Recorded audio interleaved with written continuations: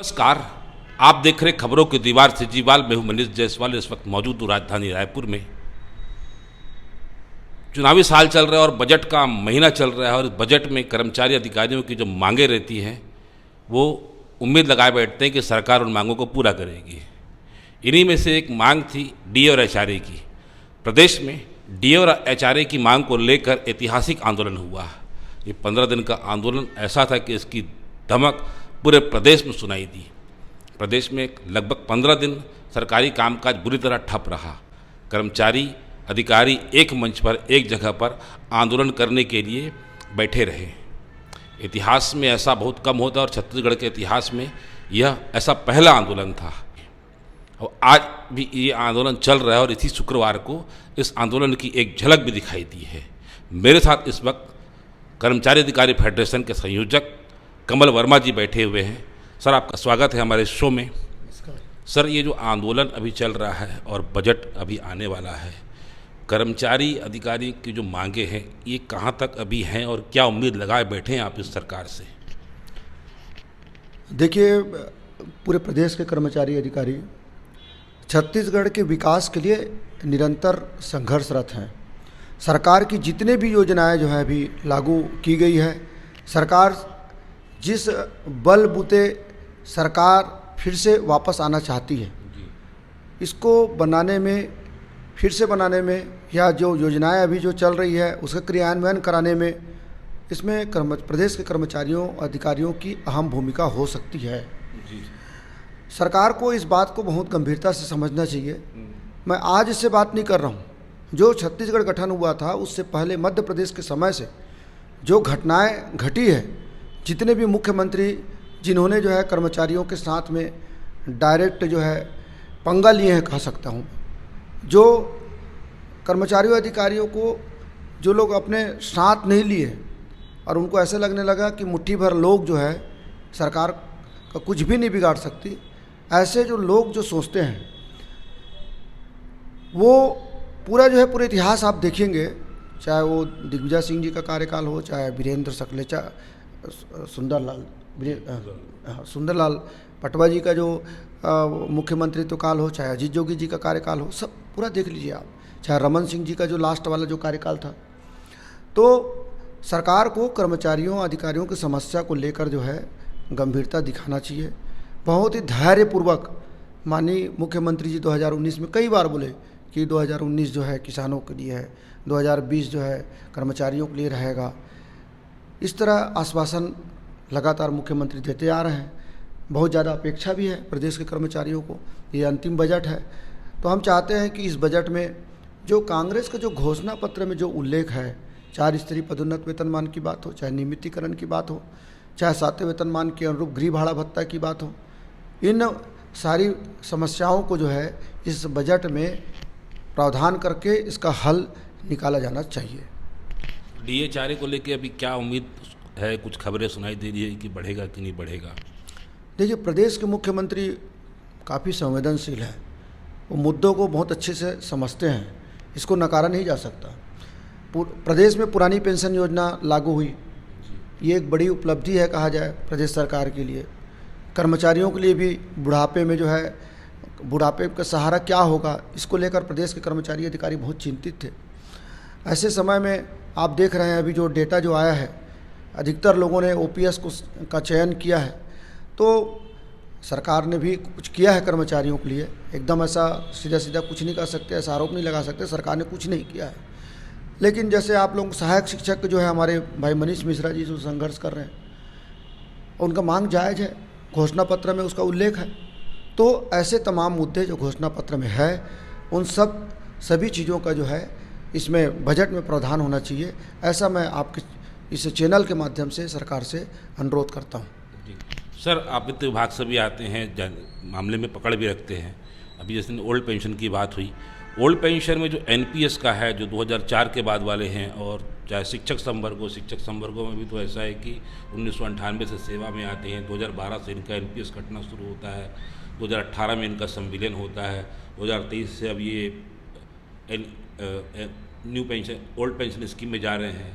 तो इसको देखते कैसे हैं? और ये जो पेंशन का एनपीएस का जो हिसाब किताब है वो कैसे सुलझेगा? देखिए, बहुत स्पष्ट है। एनपीएस को लेकर जो है और पुरानी पेंशन को लेकर जो है राज्य सरकार और केंद्र सरकार के बीच में जो तकरार देखने को मिला है वो सार्वजनिक है। जो प्रदेश में ओपीएस 1 अप्रैल 2022 से लागू किया गया है, उससे पहले जितने भी जो भी कटौती हुई है वो समझिए कि वो ये एनपीएस में चला गया। अब एनपीएस का जो हिसाब किताब जो है, जो एनएसडीएल है, जो पीएफआरडीए जो है सेंट्रल गवर्नमेंट का एक बॉडी है, उसका जो रूल्स रेगुलेशन है, उस रूल्स रेगुलेशन के हिसाब से कर्मचारियों का जो हिस्से का जो पैसा जो मिलना है या जो पेंशन निर्धारण होना है वो उस रूल के अनुसार होगा, बहुत स्पष्ट जो है। अब रही बात जो है, जैसे हमने अपने जो अभी 4 सूत्री मांगों को लेकर जो हम आंदोलन कर रहे हैं, उसमें हमने मांग किया है कि सहायक शिक्षक एवं शिक्षा विभाग के जो अन्य संवर्ग है, एलबी संवर्ग है, उनके जो प्रथम नियुक्ति से उसकी गणना की जाए। एनपीएस का जो ओपीएस का जो कैलकुलेशन होगा उसमें हमने इस मांग को हमारे फेडरेशन के मांग पत्र में हमने इस बार शामिल किया है। ये एनपीएस का सर थोड़ा सा डिटेल में बता देते हैं कि कैसे मिलेगा भाई। 2000 अब तो 23 से लागू हो गया ये, तो ये जो पैसा है वो कैसे आएगा, इस पर कुछ? देखिए, जो एनपीएस का जो पैसा है 60% और 40% का, सरकार का ये कहना है कि एनपीएस में हमको समझना चाहिए, एनपीएस में जो कर्मचारियों का शेयर और सरकार का शेयर दोनों का बराबर शेयर जो है ना, उस योजना में जमा होते आया है। तो जो 10% शेयर अब तो 14 हो गया था, 10% शेयर सरकार का था और 10% कर्मचारियों का था, तो उतना पैसा जो है एनएसडीएल के पास में जमा है। अब उसमें सरकार का ये कहना है कि जब आपको पुरानी पेंशन योजना के लाभ हम तभी देंगे जब आप जो हमारा जो शेयर है, जो सरकार का जो पैसा जमा हुआ है एनएसडीएल में, वो पैसा जब आप रिटायर होंगे उस समय ब्याज के साथ और लाभांश के साथ में वो आपको मिलने वाला है, और वो सरकार के खाते में नहीं आएगा, वो आपके खाते में जाएगा। तो सरकार का ये कहना है कि आपके शेयर के बारे में सरकार का नहीं कहना है कुछ, वो तो जो भी रूल्स रेगुलेशन है उसके हिसाब से आपको पैसा मिलेगा, लेकिन सरकार का ये कहना है कि जो हमारा शेयर है उसका जो ब्याज है, उसका जो लाभांश है, वो पैसा जो है जो आपके खाते में आएगा उसको आपको सरकार के खाते में चालान के माध्यम से जमा करना होगा, तभी आपको पुरानी पेंशन योजना का लाभ मिल सकता है। मतलब जो भ्रम फैल रहा है कि अभी जमा करना है, वैसा कुछ जब आएगा तब करना? नहीं, अभी जमा करने वाला ऐसा कुछ नहीं है। ये अनावश्यक दुनिया भर की तरह तरह के लोग अफवाह भी उड़ा रहे हैं, और हम ही लोग मांग किए कि पुरानी पेंशन योजना लागू होना चाहिए। तो स्वाभाविक है, सरकार का जो पैसा जो जमा हुआ है, सरकार का जो शेयर है, उसको जब आप सरकार के खाते में जमा करोगे तभी तो पेंशन देगी ना सरकार। सोचने वाली बात है। अब जैसे हम ही लोग हैं, पुरानी पेंशन योजना वाले हैं हम लोग, तो उसमें हमारा और उस जो पुरानी पेंशन योजना है उसमें सिर्फ एम्प्लॉय का ही कंट्रीब्यूशन रहता है, सरकार का कंट्रीब्यूशन नहीं रहता। तो स्वाभाविक है, जब आप ओपीएस सेलेक्ट कर रहे हैं तो आप जो सरकार ने पैसा, सरकार का जो पैसा जो जमा है एनएसडीएल में, उसको सरकार को वापस करना होगा। आपके साथ 108 संगठन जुड़े हुए थे, इनकी बहुत सी मांगे हैं, उन मांगों के साथ में फेडरेशन कहाँ खड़ा हुआ है? देखिए, जो छत्तीसगढ़ कर्मचारी अधिकारी फेडरेशन जो है एक कॉमन मुद्दों के लिए बनाया गया है, जो जैसे डीए हो गया, एचआरए हो गया, लेकिन कुछ ऐसे बहुत ज़्यादा ज्वलंत मुद्दे होते हैं, जैसे लिपिकों का वेतन में संगति हो गया, एक पुराना मुद्दा है, सहायक शिक्षकों का हो गया, स्वास्थ्य विभाग का हो गया, महिला बाल विकास न्यायिक कर्मचारियों का हो गया, पशुपालन विभाग का हो गया, वन विभाग का हो गया। ऐसे तमाम जो है विभाग की जो वेतन में संगति है उसके लिए हमने एक प्रदेश बंद कराया था 3 सितंबर को 2021 में। सरकार 17 सितंबर को हमने मुख्यमंत्री जी के साथ समझौता किया था 14 सूत्री मांग को लेकर, जिसमें प्रदेश के कर्मचारियों की सभी संवर्ग के जो कर्मचारियों की जो समस्याएं, सभी कर्मचारी संगठनों की जो समस्याएं हैं उसको उसमें शामिल किया गया था 14 सूत्री में। तो हमने बड़ा आंदोलन किया, प्रदेश बंद कराया था। मुख्यमंत्री ने एक कमेटी बनाई, श्री मनोज पिंगुआ जी की अध्यक्षता में कमेटी बनी है। हमने ये प्रयास किया कि उस कमेटी में सामान्य प्रशासन विभाग के सचिव और वित्त विभाग के सचिव भी उसमें शामिल हो जाए। उसमें हमको सफलता मिली, क्योंकि क्या होता है, जब भी कोई कमेटी बनती है, जब सरकार को रिपोर्ट सौंपती है वो, उसके बाद फिर उसका परीक्षण किया जाता है। सामान्य प्रशासन विभाग वाले परीक्षण करते हैं, उसके बाद फिर वित्त विभाग वाले परीक्षण करते हैं। तो अनावश्यक इसमें जो है समय लगता है और विलम्ब होता है समस्या का निराकरण करने में।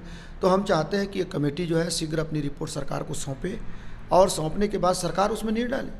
वेतन विसंगति है या नहीं, हम जानना चाहते हैं स्पष्ट जो है। अब प्रदेश के सभी कर्मचारी अधिकारी जानना चाहते हैं कि हमारी वेतन विसंगति है कि नहीं है। तो जब ऑलरेडी हम अपनी रिपोर्ट जो है हम कमेटी के पास रख चुके हैं, जो कमेटी के जो सदस्य हैं उनको सिर्फ परीक्षण करना है। It will take 3 to 4 hours time, not more than that. तो हम चाहते हैं कि सरकार जो है पिंगुआ कमेटी को निर्देश जारी करे कि शीघ्र जो है जितना जल्दी हो सके वो अपनी रिपोर्ट को सरकार को सौंपे। धन्यवाद। तो ये हैं अधिकारी कर्मचारी फेडरेशन के कमल वर्मा जी, जिन्होंने अभी बजट को लेकर अपनी प्रतिक्रिया बताई कि इनको क्या उम्मीदें लग रही हैं। आज बस इतना ही। अगर आपको हमारी खबर अच्छी लगे तो लाइक, सब्सक्राइब, शेयर जरूर करें। सिजीवाल से मनीष जायसवाल की एक रिपोर्ट। धन्यवाद।